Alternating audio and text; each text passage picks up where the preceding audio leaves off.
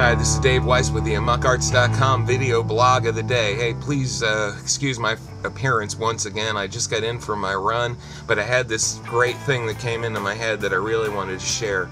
You know, last night, I usually talk about using your gifting here and getting out and using your gift to the glory of God here. But last night in our Bible study, we were talking about Nehemiah and where they're rebuilding the wall, and there was something that struck me. We went through chapter 3, which is all about, it's just basically a list of all the names and what part of the wall they built.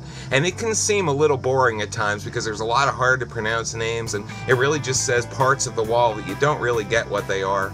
But here's the thing. The one thing that I noticed was one of the sections of the wall was built by the goldsmiths. And one of the sections of the wall was built by the perfume makers. And several others were built by government officials and folks like that. And it led me to see something, and that is something that I really need to share with all my creative folks out there who want to serve the Lord in the local church using your gifts. Sometimes your gift is not what's needed. I mean, the folks that were building the wall around Jerusalem, they were trying to rebuild the wall to protect their homes from outside invaders. This work had to be done. And so you got guys who make perfume building walls. You know, all of a sudden perfume makers are being stonemasons.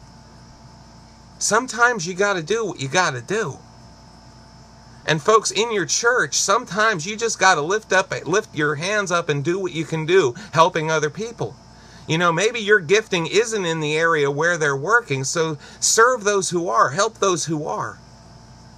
I think one of the things that opens the doors for our gifts sometimes, especially when we have an unusual gift that the church isn't used to, one of the things that will open the door for that, aside from God, aside from the Holy Spirit, is showing that we are willing to be servants. That we're willing to just serve and do what must be done.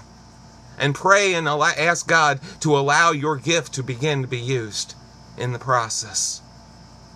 We don't do this, you know, this isn't a trade-off. Okay, if I do this for you, you're going to let me paint, right? That's not what it's about. It's about showing yourself to be faithful. So whatever it is, if you're asked to do something at church, if someone needs your help, help them.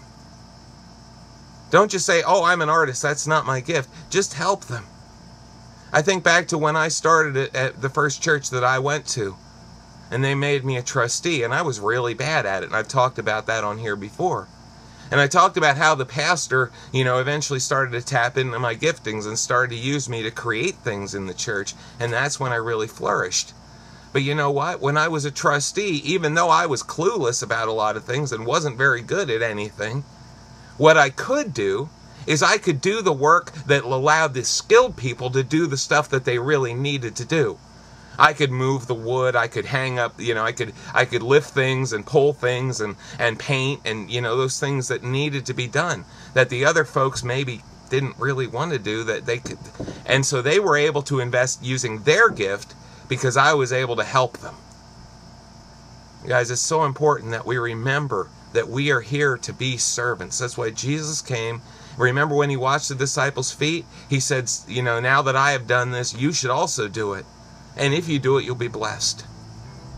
So sometimes you got to step outside your zone and just help people. And you never know, maybe in stepping outside your zone, maybe you'll find something else that you can actually do. You got to do this. You got to serve other people and help them.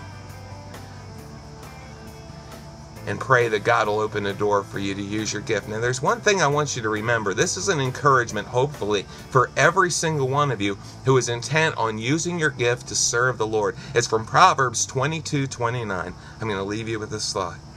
It says, do you see a man skilled in his work? He will serve before kings. He will not serve before obscure men. I think what that's saying is your skill, your gift will open doors for you. And ultimately, you get to serve before the King of Kings. So today, do what you do to the glory of God. Do everything as if you were doing it for Him.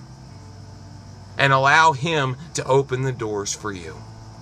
In the meantime, work at your gift. Develop your gift. Do everything you can to become the best you can be. And do it all to the glory of God.